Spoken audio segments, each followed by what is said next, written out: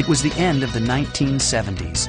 Disco was on its way out, while the opulent 80s and the me generation were on their way in. And on television, sitcoms still ruled. ABC was at the top of the heap with reliables like Mork and Mindy, Laverne and Shirley, and Three's Company. CBS was hitting the ratings bullseye with MASH, One Day at a Time, and Alice.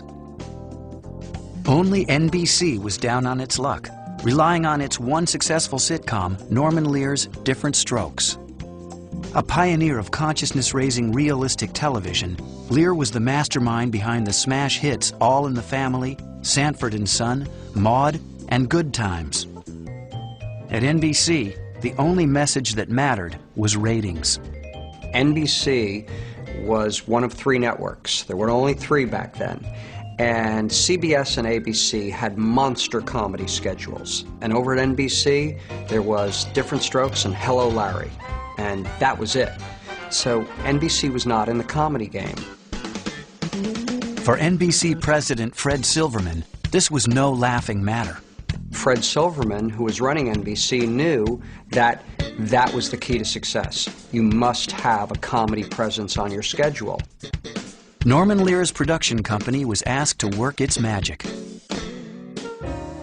The first step was to usher in one of Lear's favorite leading ladies to help save the day. I had done the Ed Sullivan shows. I had done the Jackie Gleason show.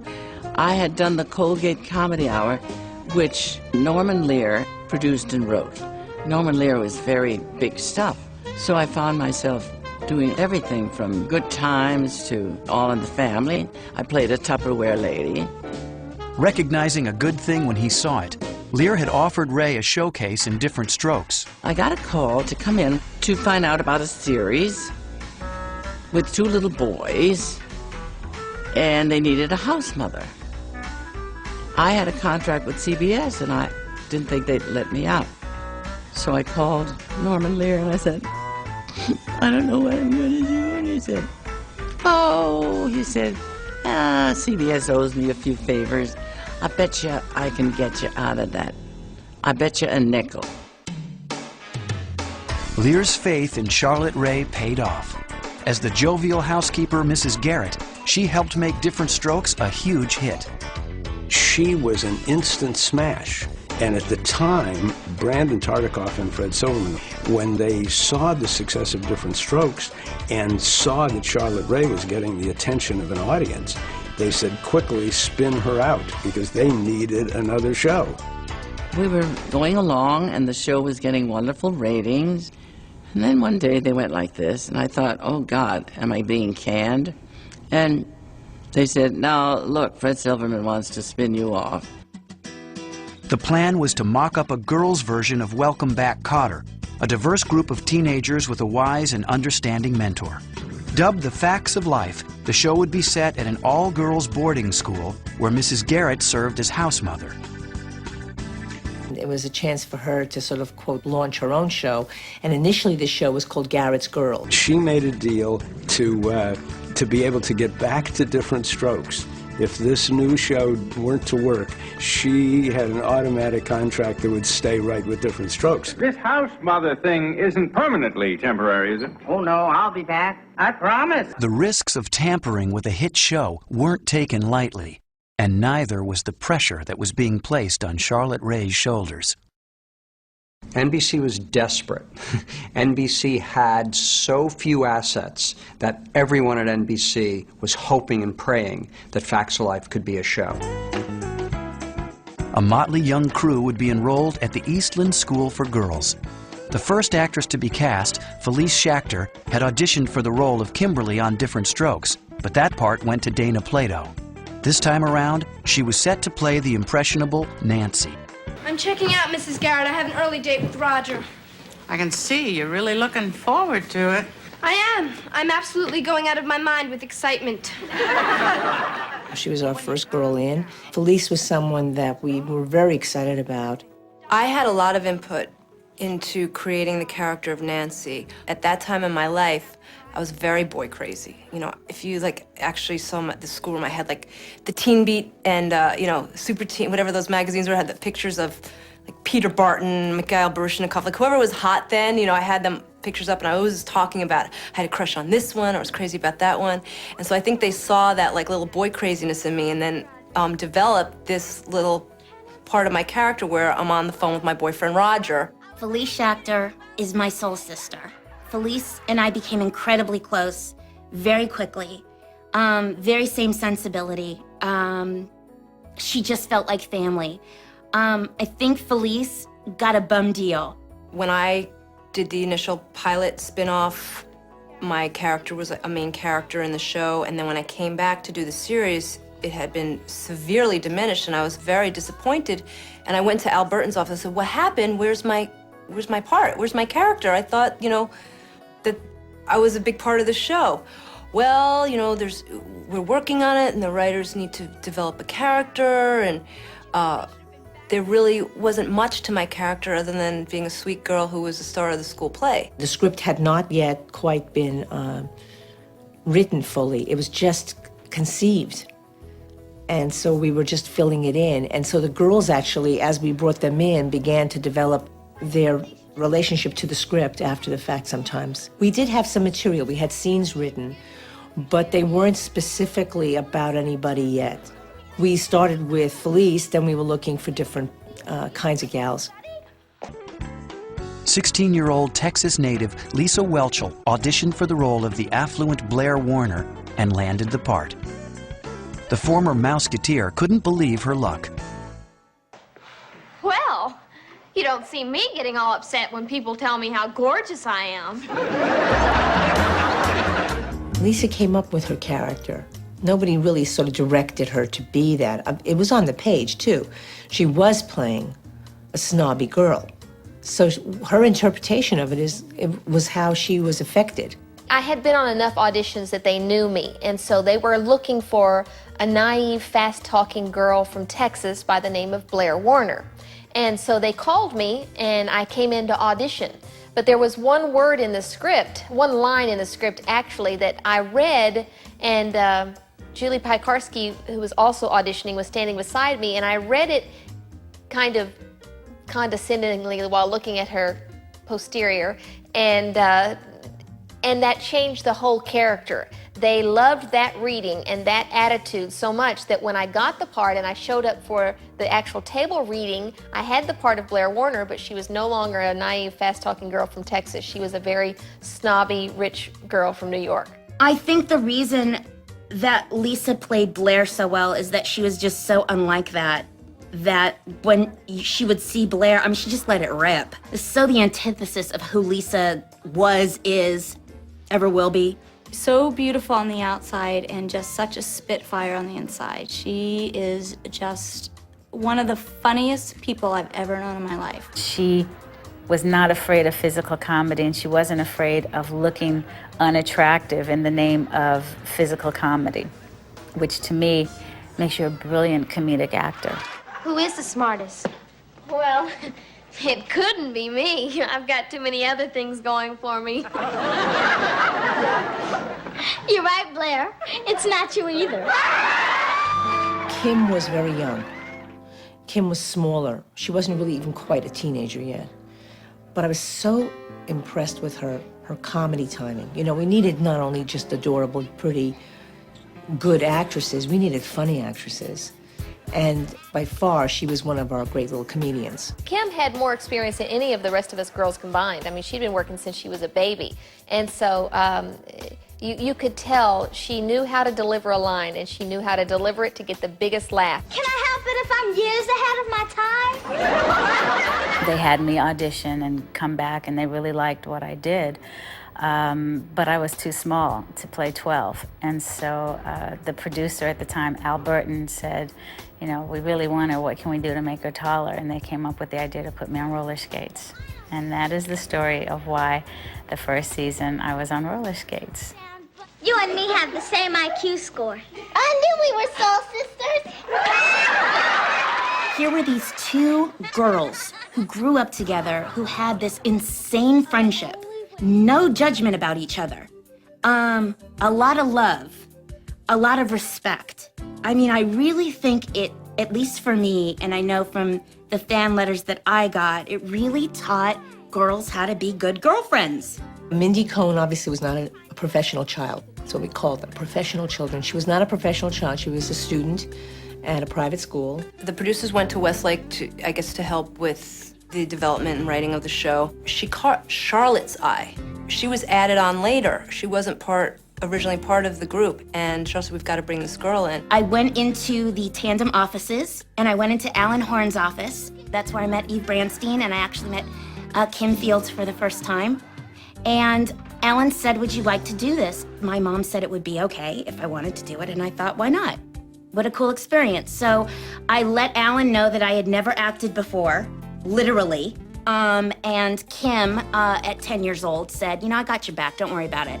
I'll let you know what's up. And she literally took me under her wing and explained to me what upstage, downstage, stage left, stage right. I had no idea what this stuff was. Mindy was a riot to me. I mean, she was just so funny, just naturally. What was fun about Mindy, though, you'll notice in the first couple of seasons, is that she enjoyed the jokes so much that she would always say them and then have this little smile. You know, for years they would say, "Hun, you can't laugh at your own jokes." And that's another note that kept coming down from Norman, was that, look, we know that she has big cheeks, but it looks like she's cracking herself up. So even when I wasn't cracking myself up, I guess it just looked like that. So that kind of became one of her trademarks, that actually here was a character on television who didn't take herself so seriously. The rest of the company included newcomers Anne Haddock, Julie Piekarski, and future Brat Pack star Molly Ringwald. Natalie, let's see if we can get through to Harvey, my dead hamster. Oh, Harvey, wherever you are in that big hamster cage in the sky, if you hear me, say something. Just give me a sign. Come in, Harvey. Molly came from a show business family, actually. Her father was a musician, and she had been in Annie in San Francisco. Although the cast was quite wonderful, there was one little orphan off on the side, and that was Molly. And she had a slight lisp, and it was really adorable, and she was just a good contrast. Again, physically, personality-wise, she was more of a character than, let's say, Felice or even Lisa at that point. So I invited her to come to the audition, and she brought a lot of talent and personality and charm to this part. Come on, you guys. Tug of war practice time. We gotta get on the ball before we get our brains knocked in. Cindy Webster kind of came from a broken family. She was a little bit lost. She was raised by her mom, and she was a tomboy. She didn't quite fit in. I always thought that Julianne was probably the prettiest girl on the whole set. I just loved that natural blonde hair and blue eyes and just the sweet little face. And so I thought it was ironic that they would choose her to kind of play a tomboy, because she was anything but a tomboy. She worked very hard acting-wise, and she had done this movie called The Great Santini, and I saw her in that. And even as a kid, I was still a child actor, and remembering that I liked her work in it, that I thought she worked hard, and she did really well in it. I'm not running. Julie Piekarski and Anne Haddock were part of the sort of tradition of teen actresses that came through my life in those days. I had seen so many, and they always came back. I'd have them back from many callbacks. They were very gifted, they were funny, and I could see the future possibilities with them. Julie Piekarski was very high energy. She was like a cheerleader for the show. She was always very bubbly, very positive, very up. Julie has the most amazing sensibility and just great head on her shoulders. You two ought to be ashamed of yourselves. You had no right to be eavesdropping or even to be there. But as long as you were, what else did they say? With its cast of chipper new faces, the show still had a serious responsibility to help lift NBC out of its ratings slump. Were they confident that it would work? No. I would say there was not a great deal of confidence it would work, but there was a tremendous amount of hope. There was prayer. Could a new team of novice actors and an unconventional leading lady save an entire network? when the school bell officially rang in August, Mrs. Garrett's new gang guest starred on a special episode of Diff'rent Strokes. When their own show premiered 3 weeks later, The Facts of Life went up against the hits Fantasy Island and The Incredible Hulk. The Facts of Life's first episode was called Roughhousing, but it went way beyond horseplay. The very first Facts of Life in the summer of '79 was about a 13-year-old girl who was roughhousing with her roommate and got worried that she might like girls. Cindy, what's wrong with you? What do you mean? All this touching and hugging girls, and I love you. Boy, are you strange. I didn't put two and two together about the first episode till later either. I just figured she was making fun of her because she was kind of tomboyish and Blair wasn't. It was clear that she was questioning her sexuality. You know me. I'm always hugging and all that junk. I gotta stop that. Don't you dare. Up here at the school, these girls are your family. There's nothing wrong with hugging and touching. It shows that you're a loving person, and that's good. It was a very comforting message for kids who were on the verge of learning what their orientation was. Despite the attempt to mix substance with comedy, the show barely made a ripple. Critics either loathed it or ignored it. House mother at a girls' school? Why, that's a natural. If The Facts of Life makes it, I wouldn't be surprised if we get 3 of them. Perish the thought, although, as you saw, Charlotte Ray's pretty good at what she does. But the facts of life are that she is all there is to this show. Facts of Life is the kind of show that TV critics hate because they think it's bland. They can't look beyond the fact that, it wasn't superlative writing. It wasn't necessarily, the greatest acting in the world. At the end of the show's first season, it was in 74th place. But NBC had sunk so low in the ratings that it couldn't afford a new ship. Instead, the network opted to overhaul the one they had. In the beginning, Mrs. Garrett had quite a large brood of girls. You're trying to service 10, 12 girls in this show.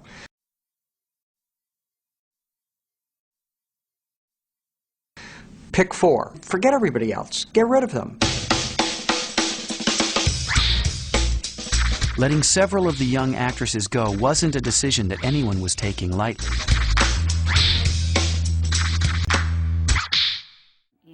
We were like the cast of West Wing for, a 22-minute series.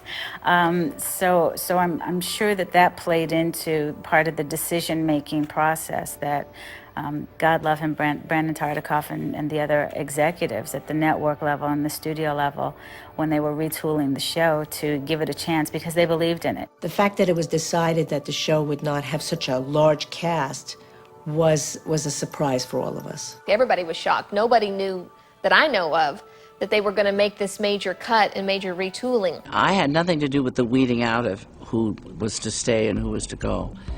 Thank God I didn't have to do that. Guess what, Mrs. Garrett? Cindy's gonna run against Blair for Harvest Queen. And so the exodus began. Felice Schachter, the first actress to join the cast, was also the first let go. Oh, that's a cinch.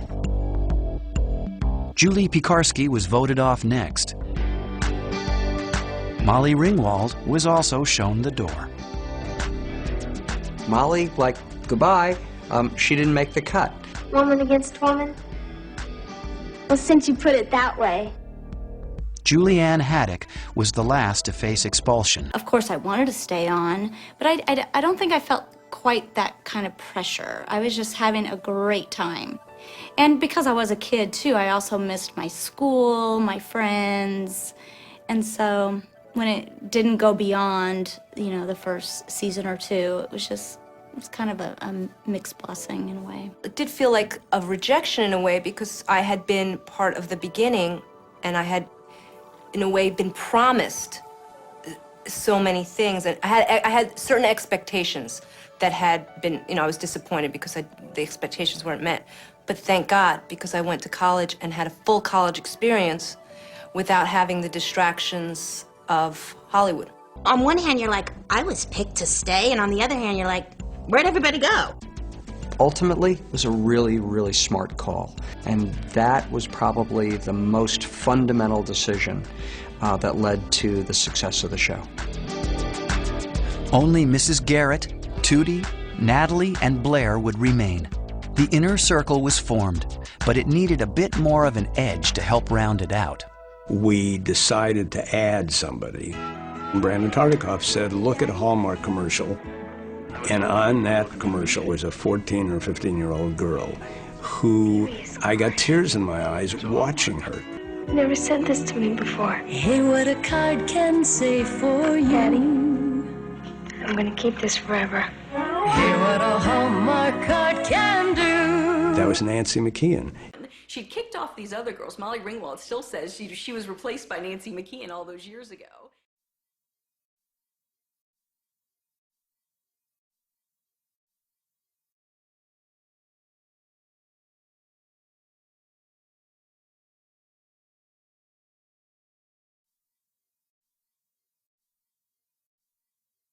When America's looking for something exciting to eat, America heads for Taco Bell. All the things you love so much, live before your eyes with that Taco Bell touch.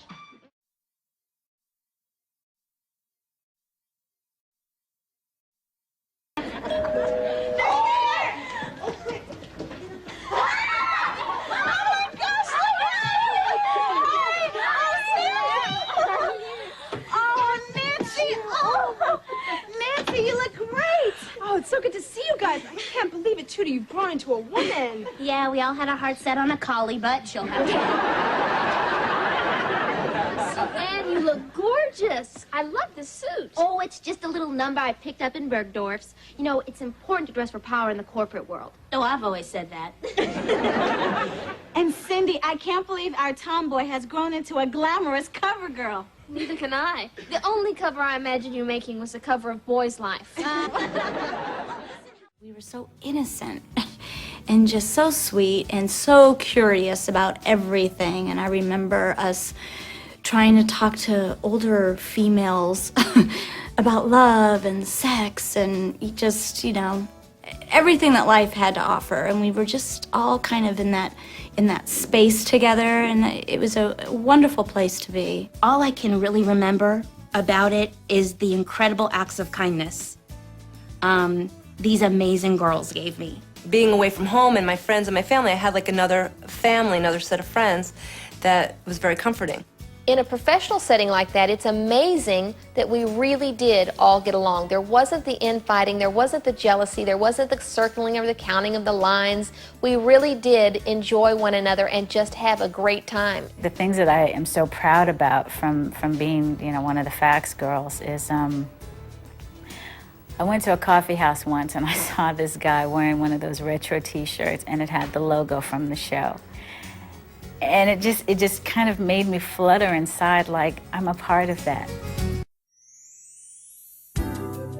Since the Facts of Life, I went to college. I graduated from Brown University and went back into acting a little bit, but really got into TV production. And for 20 years, I worked in TV production as a production coordinator and then production manager, sometimes producer. I've worked on all kinds of, everything from commercials to, you know, I worked on Law & Order Special Victims Unit. I've done independent features. I've been really lucky with all, you know, the shows I've worked in, and I loved working in production for a long time. It was a lot of fun. And when I felt that I had kind of run my course with that, I went and got my master's in education, and I've been a teacher now for the past 2 years. And I work with children with special needs at a public school in the Bronx. And it's been extremely rewarding and fulfilling like nothing else.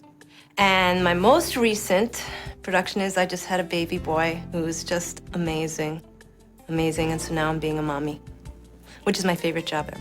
Well, after Facts of Life, I did continue working as an actress, and I did some shows and guest spots and another series after that.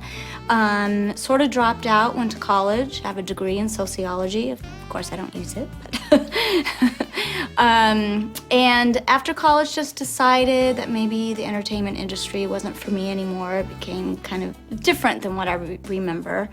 And so I just went on. I went into the advertising world for a while, did some account executive work.